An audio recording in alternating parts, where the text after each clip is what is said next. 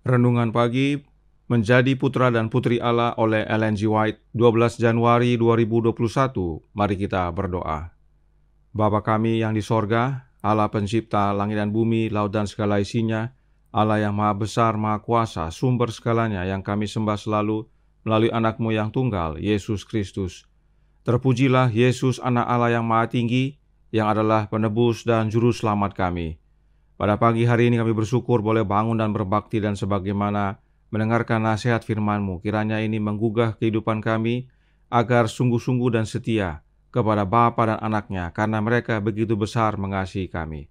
Beserta kami sepanjang perbaktian ini kehendak-Mu yang jadi, ampun kami akan dosa dan salah, karena kami berdoa hanya dalam nama Anak Allah yang tunggal, Yesus Kristus, yang adalah Tuhan dan Juru Selamat kami. Amin. Renungan hari ini akan dibacakan oleh Saudara Allen Kaumpungan. Silahkan Saudara Allen. Shalom, selamat pagi. Renungan pagi 12 Januari 2021. Berjudul, Ia menyatakan kasih-Nya kepada kita. Ayat inti terdapat dalam 1 Yohanes 4 ayat 9.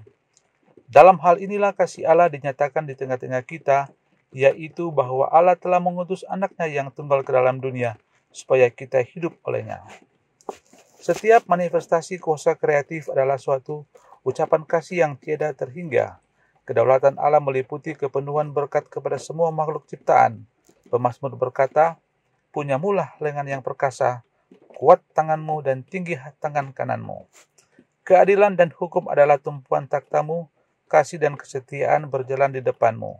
Berbahagialah bangsa yang tahu bersorak-sorai, ya Tuhan, mereka hidup dalam cahaya wajah-Mu, karena nama-Mu mereka bersorak-sorai sepanjang hari, dan karena keadilan-Mu mereka bermegah, sebab Engkaulah kemuliaan kekuatan mereka." Sejarah pertentangan besar antara yang baik dan yang jahat sejak waktu peperangan itu mula-mula terjadi di surga, sampai kepada akhirnya bila mana pemberontakan itu dibinasakan dan dosa dibasmi semata-mata juga merupakan pertunjukan kasih Allah yang tiada berubah-ubah. Karena hukum kasih itulah alasan pemerintahan Allah, kebahagiaan semua makhluk yang berpengertian tergantung atas persesuaian mereka yang sempurna dengan prinsip-prinsip kebenaran yang besar. Allah menginginkan pelayanan kasih dari semua makhluk ciptaannya, pelayanan yang terpancar dari penghargaan karakternya. Ia tidak menyukai penurutan yang terpaksa. Selama semua makhluk ciptaan mengakui kesetiaan kasih, terdapatlah kerukunan yang sempurna di seluruh alam semesta Allah. Adalah kesukaan bagi para penghuni surga untuk melaksanakan maksud Khalik-Nya. Mereka bersuka cita dalam memantulkan kemuliaan-Nya dan mempertunjukkan pujian-Nya. Maka sementara kasih Allah yang terutama, kasih terhadap satu sama lain, itu pun meyakinkan dan tidak bersifat mementingkan diri. Tiada kedengaran bunyi perselisihan sedikit pun untuk menodai keharmonisan semawi itu. Terima kasih. Terima kasih atas penata layanan Saudara Allen. Tuhan Yesus memberkati. Selamat pagi, saudaraku dalam Tuhan. Dengan jelas ayat inti renungan pagi ini menyatakan bahwa Allah Bapa menyatakan kasih-Nya dengan cara mengutus Anak-Nya yang tunggal ke dalam dunia ini, supaya kita hidup. Jadi, perwujudan kasih Allah Bapa adalah Anak-Nya. Dan tentang Anak ini penting kita pahami dengan benar. Kita bersyukur renungan hari ini dikutip dari buku Alfa dan Omega jilid 1 atau Para Nabi dan Bapa jilid 1 bab 1. Mari kita baca penjelasan roh nubuat dari buku tersebut agar kita mengenal Bapa dan Anaknya lebih baik lagi. Alfa dan Omega jilid 1 halaman 22 paragraf 1 menjelaskan, penguasa alam semesta tidaklah sendirian dalam mengerjakan kebajikannya. Ia mempunyai seorang pembantu, seorang yang bekerja sama yang dapat menghargai akan maksud-maksudnya dan dapat ikut menikmati kesukaannya dalam memberikan kebahagiaan kepada makhluk ciptaan. Pada mulanya adalah firman, firman itu bersama-sama dengan Allah, dan firman itu adalah Allah. Ia pada mulanya bersama-sama dengan Allah. Yohanes 1 ayat 1 dan 2. Kristus, firman itu, Anak Allah yang tunggal, adalah satu dengan Bapa yang kekal, satu dalam sifat, dalam tabiat, dalam tujuan. satu-satunya pribadi yang dapat turut serta dalam musyawarah serta maksud-maksud Allah. Namanya disebutkan orang penasihat ajaib, Allah yang perkasa, Bapa yang kekal, Raja damai, Yesaya 9 ayat 5. Permulaannya sudah sejak purbakala, sejak dahulu kala, Mika 5 ayat 1. Dan anak Allah itu menyatakan tentang dirinya, Tuhan telah menciptakan aku sebagai permulaan pekerjaannya, sebagai perbuatannya yang pertama-tama dahulu kala. Sudah pada zaman purbakala aku dibentuk, pada mula pertama, sebelum bumi ada, ketika Ia menentukan batas kepada laut, supaya air jangan melanggar titahnya, dan ketika Ia menetapkan dasar-dasar bumi, aku ada sertanya sebagai anak kesayangan. Setiap hari aku menjadi kesenangannya, dan senantiasa bermain-main di hadapannya. Amsal 8 ayat 22, 23, 29, dan 30. Saudaraku dalam Tuhan, ada banyak pesan penting dari kutipan ini. Yang pertama, dikatakan penguasa alam semesta, yaitu Allah Bapa, tidak bekerja sendirian. Bapa mempunyai seorang pembantu. Kalau dalam bahasa Inggris disebutkan rekan. Jadi, Allah Bapa hanya mempunyai satu orang pembantu atau satu rekan kerja. Pembantu Allah Bapa bukan 2 atau 3, hanya satu. Sang pembantu tersebut adalah anak Allah Bapa itu sendiri. Kemudian yang kedua, sang anak ini adalah satu-satunya pribadi yang dapat turut serta dalam musyawarah dan maksud-maksud Allah Bapa.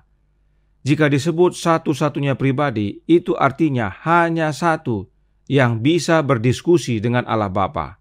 Bukan 2 atau 3, hanya satu, yaitu sang anak. Selanjutnya, yang ketiga, sang anak ini mempunyai permulaan. Mika mengatakan permulaannya sudah sejak purbakala. Kemudian Yohanes menyatakan pada mulanya adalah firman. Jika disebutkan permulaannya atau pada mulanya, maka itu artinya sang anak ini mempunyai permulaan. Namun oleh karena permulaan tersebut di luar sistem penanggalan manusia, maka Roh Nubuat sebutkan permulaannya sejak purbakala atau dahulu kala.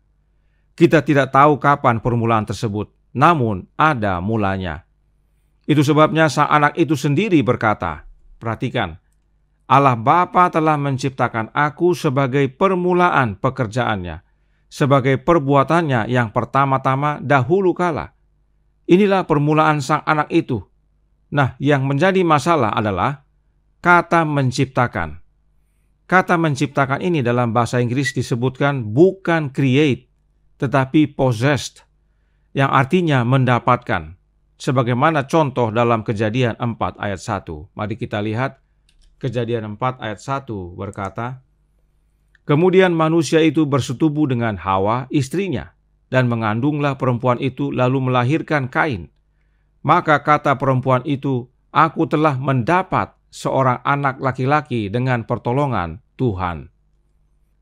Kata menciptakan atau possess dalam Amsal 8 ayat 22, lihat yang di sebelah kanan, diterjemahkan dari kata Ibrani yang sama dengan kata mendapat atau gotten dalam Kejadian 4 ayat 1. Apakah Hawa mendapatkan Kain dengan cara menciptakan? Tentu tidak. Setelah mengandung, Hawa kemudian melahirkan. Demikianlah Hawa mendapatkan anaknya. Bagaimana dengan anak Allah? Kita baca Amsal 8 ayat 24 dan 25 yang menjelaskan, sebelum air samudra raya ada, aku telah lahir. Sebelum ada sumber-sumber yang syarat dengan air, sebelum gunung-gunung tertanam, dan lebih dahulu daripada bukit-bukit, aku telah lahir. Dalam bahasa Indonesia disebutkan aku telah lahir, namun dalam bahasa Inggrisnya tidak disebutkan I was born, tetapi I was brought forth. Perhatikan yang sebelah kanan. Yang artinya aku dibawa maju keluar. Anak Allah dibawa maju keluar dari Allah Bapa. Itu sebabnya Yesus berkata dalam Yohanes 8 ayat 42 yang berbunyi, kata Yesus kepada mereka, jikalau Allah adalah Bapamu, kamu akan mengasihi aku sebab aku keluar dan datang dari Allah, dan aku datang bukan atas kehendakku sendiri, melainkan Dialah yang mengutus aku. Perhatikan dalam bahasa Inggris yang sebelah kiri, serupa pernyataan yang disampaikan dalam Amsal 8 ayat 24 dan 25. Dikatakan di sana, proceedeth forth. Proceedeth forth ini dan brought forth, keduanya bermakna sama, yaitu dibawa maju keluar. Jadi baik dalam Amsal 8 dan Yohanes 8, Yesus akui bahwa dirinya mempunyai permulaan, yaitu sejak Dia dibawa maju keluar dari Allah Bapa, atau dalam bahasa Inggris disebutkan lahir. Nah, pasti ada yang berkata bahwa Amsal 8 berisi tentang hikmat. Benar, Amsal 8 berisi tentang hikmat, tapi Roh Nubuat katakan Yesus sendiri yang mengakui bahwa itulah dirinya. Sebab memang Alkitab berkata dalam 1 Korintus 1 ayat 24 yang berbunyi, tetapi untuk mereka yang dipanggil, baik orang Yahudi maupun orang bukan Yahudi, Kristus adalah kekuatan Allah dan hikmat Allah. Jelas bahwa Kristus adalah sang hikmat tersebut. Jadi Amsal 8 adalah tentang Yesus, meskipun dikatakan di sana adalah tentang hikmat. Hikmat tersebut adalah Yesus Kristus. Dan Amsal 8 itu digunakan oleh Roh Nubuat untuk menjelaskan permulaan Yesus Kristus, anak Allah, yang dibawa keluar maju dari Bapa. Nah, ada seorang pendeta senior yang berkata, jika Kristus adalah hikmat Allah, yaitu hikmat Bapa, dan Kristus dibawa keluar dari Bapa, berarti ada waktu di mana Allah Bapa tidak mempunyai hikmat. Demikianlah penjelasan sang pendeta senior tersebut. Namun meski demikian, dia bukanlah standar kebenaran. Perkataannya bukanlah kebenaran. Firman Allah lah kebenaran. Perhatikan firman Allah berkata dalam Kejadian 1 ayat 11 dan 12, serta Kejadian 1 ayat 21 yang berkata, berfirmanlah Allah, hendaklah tanah menumbuhkan tunas-tunas muda, tumbuh-tumbuhan yang berbiji, segala jenis pohon buah-buahan yang menghasilkan buah yang berbiji, supaya ada tumbuh-tumbuhan di bumi. Dan jadilah demikian. Tanah itu menumbuhkan tunas-tunas muda, segala jenis tumbuh-tumbuhan yang berbiji, dan segala jenis pohon-pohonan yang menghasilkan buah yang berbiji. Allah melihat bahwa semuanya itu baik. Kemudian Kejadian 1 ayat 21, maka Allah menciptakan binatang-binatang laut yang besar dan segala jenis makhluk hidup yang bergerak, yang berkeriapan dalam air dan segala jenis burung yang bersayap. Allah melihat semuanya itu baik. Perhatikan dalam terjemahan King James Version, ada disebutkan after his kind. Lihat yang ditandai warna kuning, yang artinya menurut jenisnya. Kalimat ini tidak disebutkan dalam terjemahan bahasa Indonesia. Apa maksudnya kalimat after his kind ini? Maksudnya adalah pohon mangga pasti berbuahkan mangga, dan bila biji mangga ditanam, pasti yang tumbuh adalah pohon mangga lagi. Demikian juga dengan hewan dan manusia. Sapi mempunyai anak sapi, dan manusia mempunyai anak manusia lagi.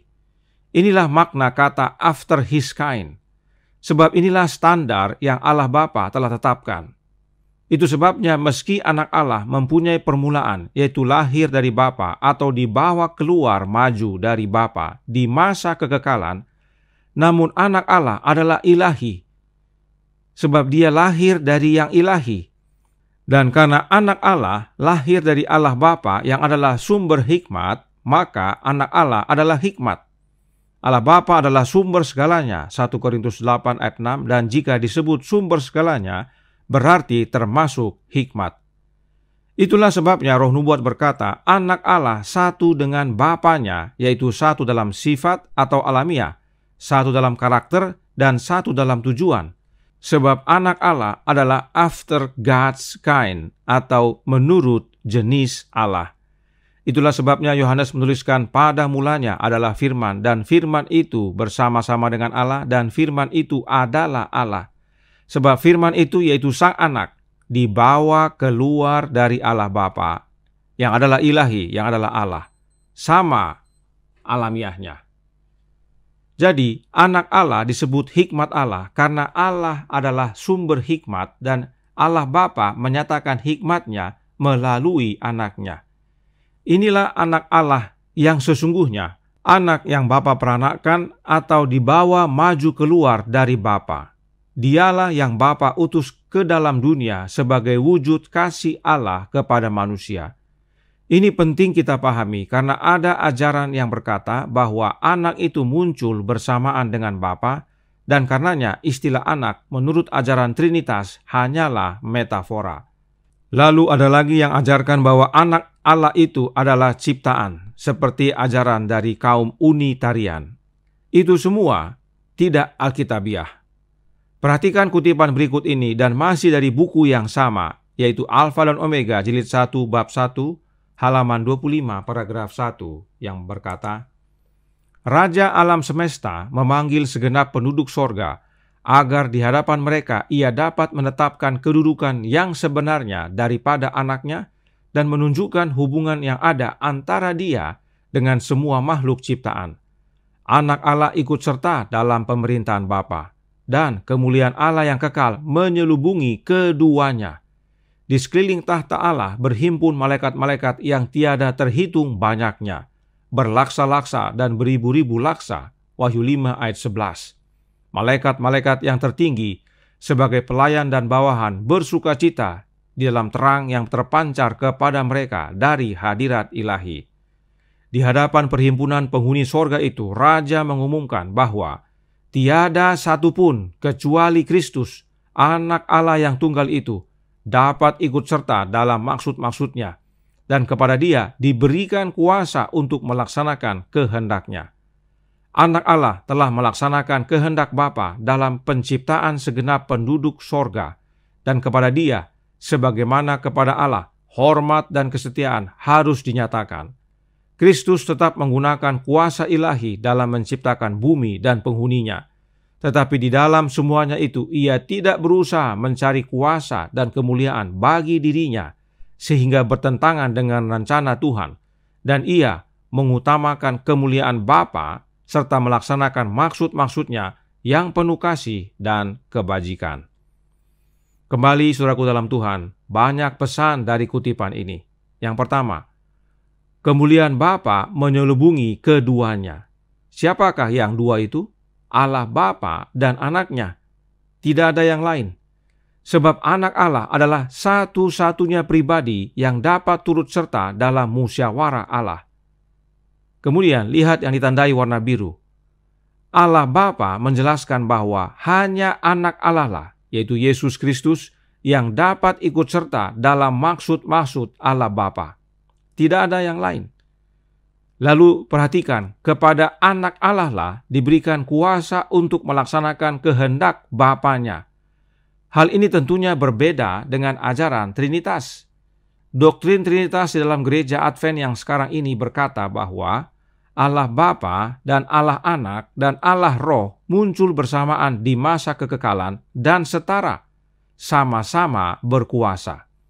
Tetapi Roh Nubuat tidak berkata demikian. Roh Nubuat dengan jelas menyatakan bahwa Allah Bapa memberikan kuasa kepada anaknya agar anak Allah dapat melaksanakan kehendak Bapanya. Bisa lihat saudaraku dalam Tuhan, Trinitas tidak alkitabiah dan tidak selaras dengan Roh Nubuat. Kemudian lihat yang ditandai warna hijau. Anak Allah meski menerima kuasa untuk melaksanakan kehendak Bapanya, tetapi dia tidak mencari kuasa dan kemuliaan bagi dirinya. Anak Allah mengutamakan kemuliaan Bapanya. Adakah ini menyatakan bahwa anak Allah muncul bersama-sama dan setara? Sama sekali tidak. Alkitab dan Roh Nubuat dengan jelas menyatakan bahwa anak Allah mempunyai permulaan, yaitu sejak dia dibawa maju keluar dari Bapanya. Namun meski dia mempunyai permulaan, tetapi karena lahir dari yang ilahi, maka anak Allah sama-sama ilahi dengan Bapanya. Sama-sama mempunyai alamiah Allah. Tetapi anak Allah sadar bahwa Bapanya lebih besar daripada dia. Yohanes 14 ayat 28. Sebab Allah Bapa, yaitu Bapanya, adalah sumber segalanya. Itu sebabnya anak Allah tidak memuliakan dirinya, tetapi memuliakan Bapanya. Kemudian perhatikan kutipan berikut ini dari The Spirit of Prophecy, volume 1, halaman 17, paragraf 2, yang menjelaskan. Sang Pencipta Agung mengumpulkan penghuni sorgawi bahwa ia akan berada di hadapan semua malaikat, memberikan penghormatan khusus kepada anaknya. Sang anak duduk di atas tahta bersama Bapa, dan kumpulan malaikat kudus surgawi berkumpul di sekitar mereka. Siapa mereka ini? Bapa dan anak. Bapa kemudian menyatakan bahwa ditahbiskan oleh dirinya sendiri, Kristus harus setara dengan dirinya sendiri. Sehingga dimanapun kehadiran anaknya itu adalah kehadirannya sendiri. Firman-Nya harus dipatuhi dengan kerelaan sebagaimana firman dari Bapa. Dia telah memakaikan anaknya dengan otoritas untuk memerintah penghuni sorgawi. Kutipan ini dengan jelas menggugurkan doktrin Trinitas Gereja Advent yang sekarang ini. Kristus setara dengan Bapa karena Allah Bapa yang urapi agar Kristus menjadi setara dengan dirinya, yaitu dengan diri Allah Bapa. Yaitu kehadiran anak Allah sama dengan kehadiran Allah Bapa. Itu sebabnya Kristus disebut Immanuel, Allah beserta kita. Ini karena Allah Bapa yang tahbiskan. Kemudian apa yang anak Allah firmankan itu sama dengan apa yang Bapa firmankan. Namun jangan salah paham, Yesus satu alamiah dengan Bapanya, yaitu sama-sama ilahi, satu karakter dan satu tujuan. Tetapi yang disebut satu-satunya Allah yang benar dan sumber segalanya adalah Allah Bapa. Nah, untuk setara dengan posisi Bapa tersebut, maka Bapa urapi anaknya. Sehingga semuanya nantinya anak Allah yang lakukan dan anak Allah yang firmankan. Bapa memberikan otoritas kepada anaknya. Inilah makna kutipan ini. Anak Allah inilah yang Allah Bapa utus untuk wujudkan kasih-Nya. Inilah pentingnya kita pahami hal ini, karena dengan menerima kebenaran ini tentunya akan mengubahkan kerohanian kita. Sebab Allah Bapa mengeruniakan anaknya yang sesungguhnya, yang Bapa peranakkan, yang Bapa bawa keluar maju dari dirinya, demi kita yang berdosa ini, agar barang siapa yang percaya kepada anaknya tidak binasa, tetapi beroleh hidup yang kekal. Apakah dapat disebut kasih yang besar jika mengaruniakan anak yang metafora, yang bukan anaknya? Tentu tidak. Apakah bisa disebut juga kasih yang besar jika mengaruniakan anak yang diciptakan? Tentu tidak. Itu sebabnya Paulus berkata, Allah Bapa tidak menyayangkan anaknya demi keselamatan kita, yaitu anak yang Bapa peranakkan, anak yang dibawa keluar dari dirinya. Yesuslah wujud kasih Allah Bapa itu kepada kita. Oleh karenanya, biarlah ini menjadi sukacita dan kekuatan dan kebenaran yang memerdekakan bagi kita, agar masing-masing kita sungguh-sungguh setia kepada Allah Bapa dan anaknya, sebab mengenal keduanya itulah hidup yang kekal. Tuhan memberkati. Saya bawa dalam nama Yesus. Amin. Mari kita berdoa. Bapa kami yang di sorga, Allah pencipta langit dan bumi, laut dan segala isinya, Allah yang maha besar, maha kuasa, sumber segalanya, yang kami sembah selalu melalui anak-Mu yang tunggal, Yesus Kristus. Terima kasih atas kebenaran yang dinyatakan pagi hari ini. Ini membuat kami lebih mengerti siapa Bapa dan anaknya, dan kenapa kami perlu mengerti Bapa dan anak dan hubungannya. Sebab oleh karena kasih mereka yang begitu besar, kami yang berdosa ini beroleh keselamatan. Tolong kami ya Bapa, agar ini menjadi sukacita. Curahkan roh anak-Mu agar meneguhkan dalam hati ini, dan sungguh-sungguh sampai Dia datang, kami boleh berjumpa dengan Bapa dan anak dan hidup selamanya di sorga. Beserta kami sepanjang hari ini kehendak-Mu yang jadi, ampun kami akan dosa dan salah, karena kami berdoa hanya dalam nama anak Allah yang tunggal, Yesus Kristus, yang adalah Tuhan dan Juru Selamat kami. Amin.